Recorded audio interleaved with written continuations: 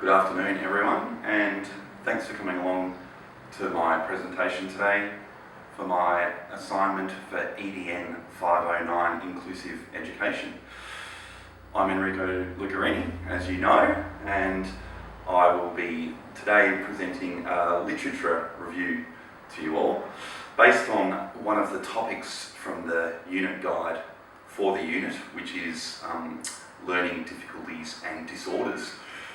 The reason I've chosen this topic today is because students within this category comprise the largest group of students that are actually found in special education settings in Australia. So I thought that was most relevant to what I would be teaching in the future. And during the literature I also found that there was some interesting research based on Indigenous students. So I've actually decided to make that a focus of my readings for today, because the literature has found that there is an overrepresentation of Indigenous students in special education settings. So I was looking to maybe look at why the reasons for that were, and whether there was any cultural bias that actually made that part of the phenomenon for that to happen, especially because I have a strong background in studying Indigenous culture. I mean, I did it for my undergrad degree, and I hope that one day I will be teaching maybe in a rural area, in a remote Aboriginal area. So I like to understand the causes of some of the educational disadvantage that these students have. And yes, so I thought it would be good for me to understand that and also make people aware of what some of these disadvantages are. Okay, great. So I've got a little PowerPoint here that I'll run through.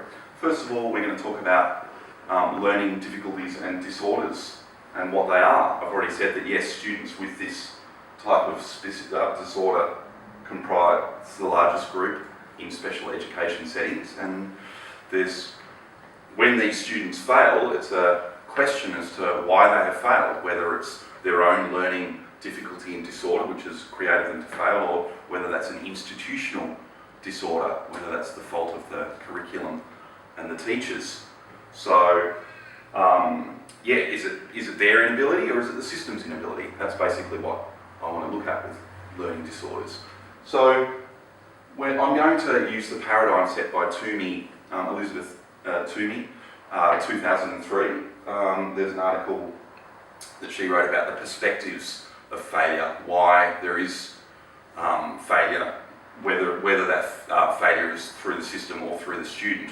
So, yes, basically the three perspectives that Toomey has come up with as to why there is failure is whether it's a deficit model, which places the burden on the student themselves and their own failure as an individual, whether that's a family or a cultural deficit, or whether it's the learning disorders fault as to why they fail within the system. So the deficit model, and then the second model is the inefficient learner model, whether this student hasn't been taught to actually learn, whether they don't know how to learn properly, and which the implications of which are good for people in inclusive education, because that would suggest that there is something we can actually do to help this learner achieve better academic results by teaching them how to actually learn. So that bodes well. And the final perspective is environmental factors, whether it is the actual curriculum or the schooling system, or whether there's outside forces, maybe preconceived ideas about the learning disorder through the actual cultural paradigms of the society that we live in. But basically, yeah, that's about whether the teacher is at fault or whether the system's at fault. Great, and yes, if anyone has any questions throughout the presentation, feel free to interject and ask me anything you'd like. Okay, great. So, the first thing I want to have a look at is the United Nations and their Education for All strategy, and why education has moved towards an inclusive type of education, and the paradigms of what that actually means. The Education for All strategy is basically about providing an inclusive type of education that is fair for everyone, regardless of their race or their disability or their culture or any of those preconceived ideas that people have, that people should have a fundamental right to education. And everyone should have that right to education, whether you're from a low socioeconomic background or a high socioeconomic background.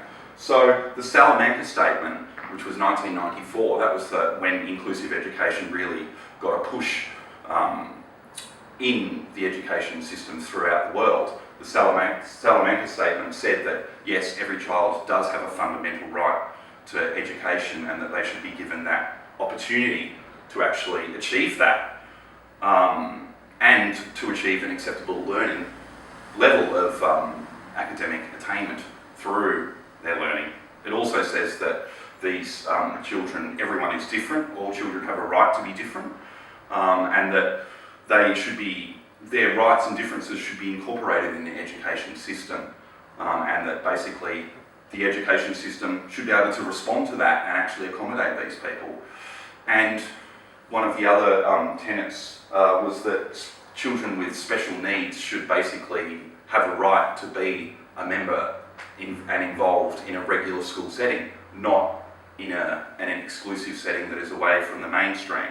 So that was the Salamanca Statement, which was adopted by the education departments around the world, and this push for inclusive education has really kicked on since in the last 3 decades, since 1994. All right, so like I said before, my focus for this study is Australian Indigenous students and the disproportionate representation of them within special education settings.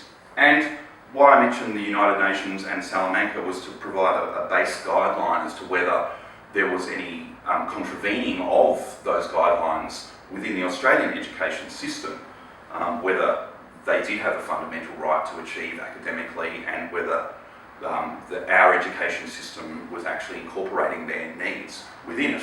So, what model does the research suggest best explains the use? That's why I mentioned TUMI, to see which model does actually suggest we are going by in Australia. And does the Australian education system actually help or hinder these students? Some of the literature suggests that it might actually be not beneficial. Special education and inclusive education might not actually be beneficial for these students. So that's what I wanted to look at.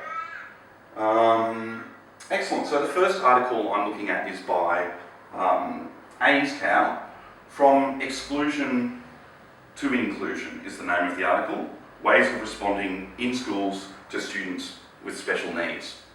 And it's basically an overview of inclusive education and the developments of inclusive education from the 19th century, when educators decided that children with special needs did actually need to be included in the education system in some way, but it wasn't in an inclusive way. They were taken out into special settings and removed from the mainstream. They were given an education, but they were actually removed from the mainstream and put in different settings, and how that evolved through the 20th century. So towards the 20th century, the movement aimed through ideas such as Salamanca and the United Nations towards a more inclusive form of education. So instead of these students being in individual settings, they were now looked to be moved into the mainstream. So the paper basically contends that inclusive education has therefore evolved to eliminate exclusionary practices from education that are a consequence of attitudes and responses to diversity in race, social class, ethnicity, religion, gender and attainment, as well as to disabilities. And like I said, that was a response to the Education for All framework and the Salamanca framework. Okay, great. So now I'd like to have a look at Chris Forlan. Chris Forlan in 2006 wrote an article called Inclusive Education in Australia 10 years after Salamanca. So this is just another one that provides an outline of the development of inclusive education, but more specifically towards Australia and how to developed. And he says that there's been a dramatic change in the decade prior to 2006 when he's written this article.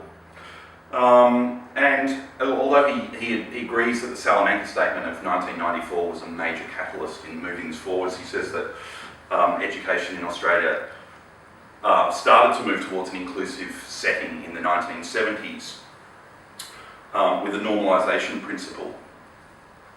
The history of the special education settings in Australia, according to Forlan, began in the 40s and the 70s when, once again, schools began to implement segregated settings for children with special needs to become a part of.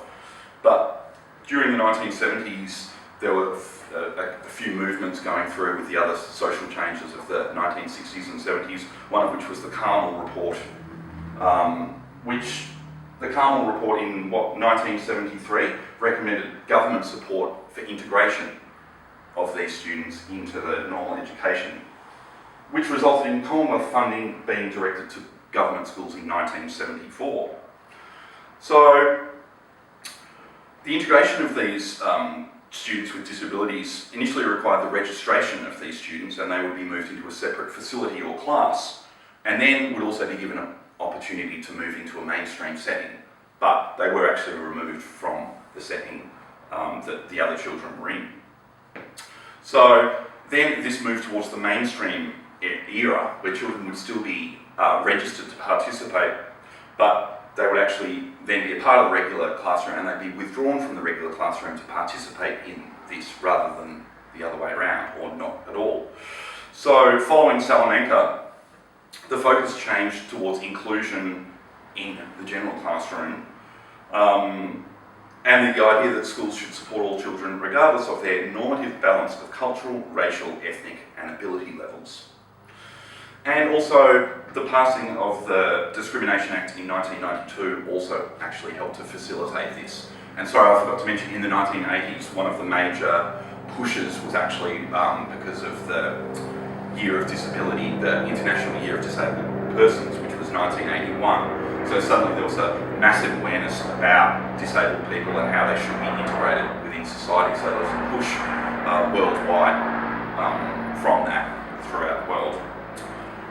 Okay, so Forlan actually still contends that there are two philosophical influences that have dominated the debate regarding inclusive practices that were around then and are still around today. And that basically educational professionals subscribe to two different theories. And one is that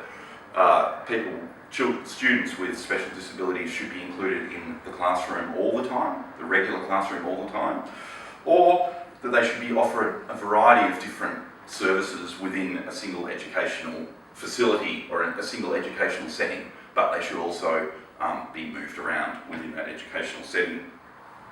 So we see the barriers that the actual special education professionals themselves had to inclusive education was that they were used to having their children in an individual segregated setting, and now they had to reacclimatise their own views as to incorporating these children into the general mainstream class. So there were some barriers to this transition, not only from the institution itself, but actually people who are involved in special education as well. And Forlan, trying to analyse the actual effectiveness of the implementation of inclusive practice, he sees it as being dependent on the overall effectiveness of the school staff, the attitudes of school staff, students, local community, and whether people have had prior involvement in any students with special needs. So basically, there are factors that can influence whether it succeeds or fails as an actual practice. And Forlan describes the improvement in teacher education training from the 1970s onwards, basically through university programs. So pre-service teachers were actually starting to become educated about inclusive education as I'm studying, and this practice also related to in-service teacher development as well. So yeah, teachers who are actually being trained are sort of still being made aware of the actual inclusive practices. Great, all right, so I'd like to move on from Fallen to Joanna Anderson and Christopher Boyle and their article, Inclusive Education in Australia, Rhetoric, Reality and the Road Ahead. So this is from 2015, and by their own words, they aim to provide a report card on inclusive education in Australia up until 2015. And they found a few problems with inclusive education and its implementation, primarily that there's 8 jurisdictions in Australia that are all, so 8 different states and territories that are all implementing their own ways of inclusive education, and there's no actual legislation, there's no government legislation that says that we have to have inclusive education. There are guidelines that we need to follow, such as disability acts and racial equality and stuff like that. But there's inconsistent levels of access and educational outcomes for students around Australia, basically due to this.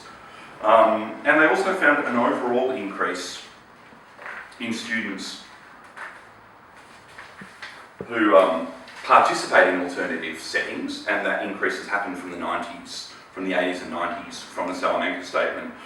And they also found a disproportionate representation of students from minority groups, along with quite a large increase in students participating in special education settings, full stop. So they've said that, yes, despite no legislation, that education should be delivered in accordance with human rights, disability, racial discrimination and sexual discrimination, without those things, sorry.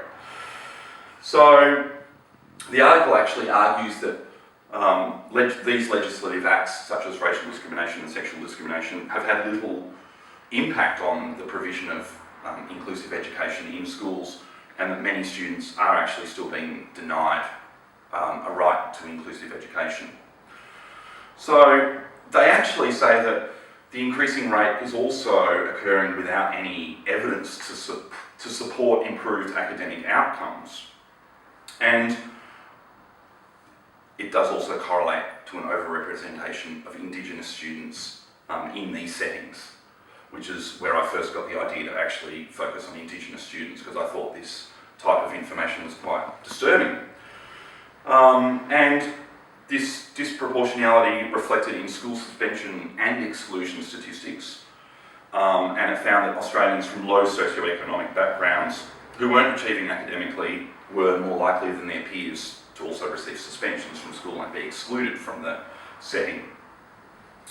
So Anderson and Boyle, generally, the crux of their article was that they questioned the success of inclusive education in Australia for the 2 decades prior to their report, despite the government putting a lot more money into this, into programs that were designed to increase student participation and achievement within the schooling system.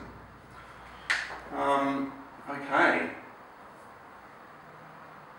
So I'd like to move to Linda Graham and her article, The Disproportionate Overrepresentation of Indigenous Students in New South Wales Government Special Schools. And does anyone have any questions or anything at this point? No? Alright, great.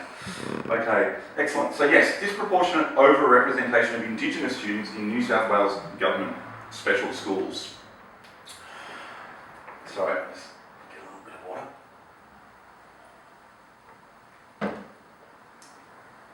Okay, and Linda Graham, in this article from 2011, has found that Australian Indigenous students are equally represented in special schools that enrol students with autism, physical, sensory and intellectual disabilities, but that they are significantly overrepresented in special schools that enrol students for emotional disturbance, behaviour disorder and juvenile detention.